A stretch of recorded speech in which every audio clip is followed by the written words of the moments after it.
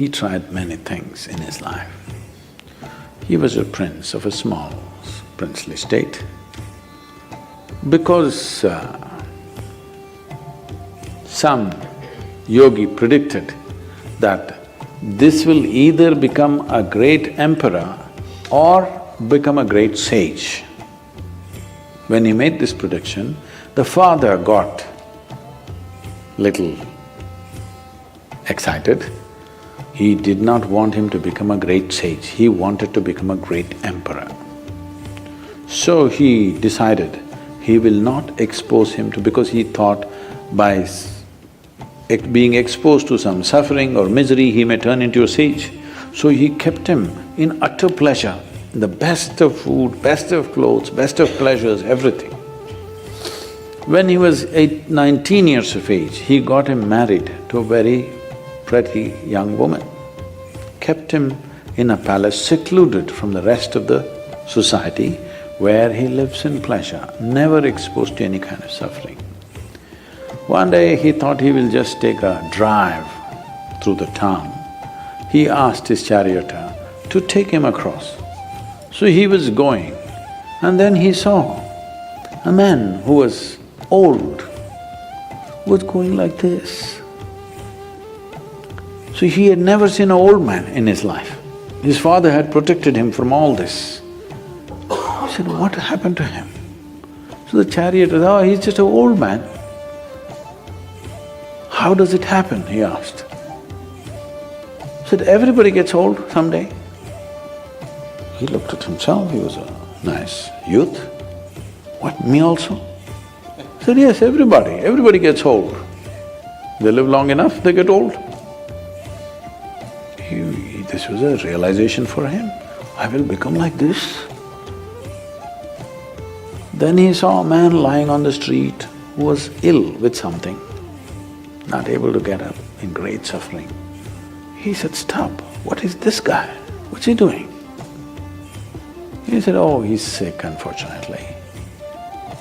What does that mean? He said, my body, sometimes it gets sick. It can happen to anybody, it can happen to just anybody. Me, a prince, it can happen to me, it can happen to anybody. Then he said, oh, I can become like this. Then they were going further, he was completely disturbed by this. Then he saw a funeral. They were carrying a dead body of a man. What happened to that guy? Oh, he just died. What does that mean? That happens to everybody without exception. Then he said, what am I doing?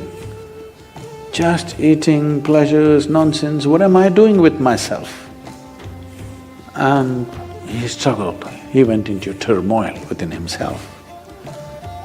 This suddenly being a prince and these pleasures and all this palace suddenly broke apart for him, and he started looking, what is the point of all this?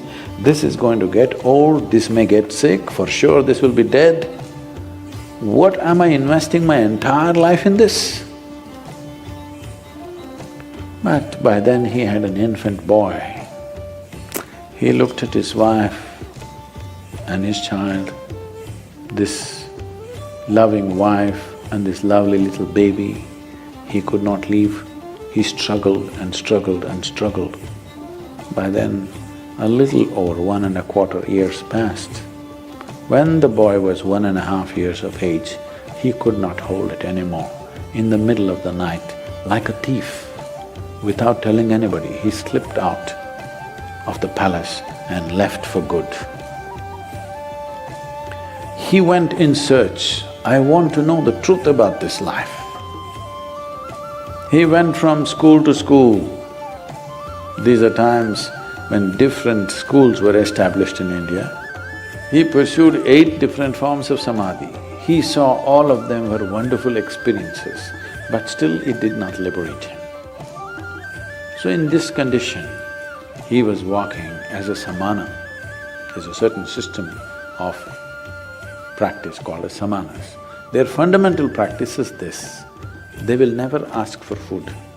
you should not go in pursuit of food because they want to beat the fundamental instinct of survival. No matter what, you're always going in pursuit of food, please understand this. You may complicate it in so many ways, but fundamentally, you're talking so much about economy means you're just thinking about survival all the time, isn't it? Survival glorified, but still it is survival. So one fundamental sadhana for them is, you never pursue your instinct of survival. You simply keep going. So samanas used to just walk, never asking for food. But the culture was sensitive.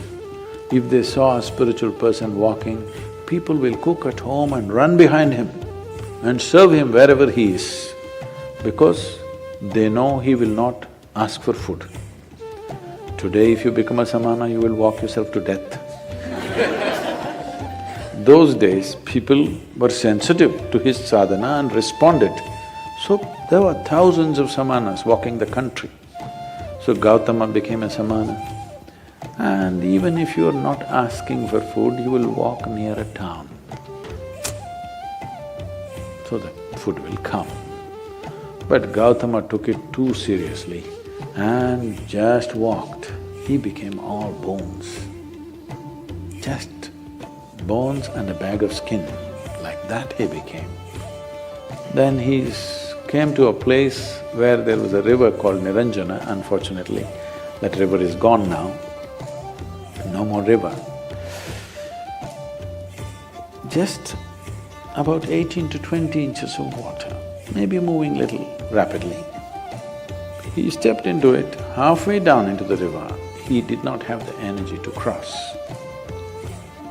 There was a tree branch, a dead branch, he just held on to it. He doesn't have the strength to take the next step, but he's not the kind of man to let go. He held on, we don't know for how long, people say for a very long time. Maybe it was 2 minutes. When you're feeling so weak, those 2 minutes might have looked like many years. Then as he hung on, he just realized, what is it that I'm striving for? What is it I'm wandering the entire country, growing from school to school, learning this, learning that, what is it that I'm looking for? Then he realized, there's really nothing. This life is on. All I have to do is just take away the barriers which are not allowing me to experience this. When he realized that everything is within him, there's nowhere to search, suddenly he had the energy to take the next step and the next step. He crossed the river, came and sat down under that now very famous Bodhi tree, which has become more famous than the Buddha himself.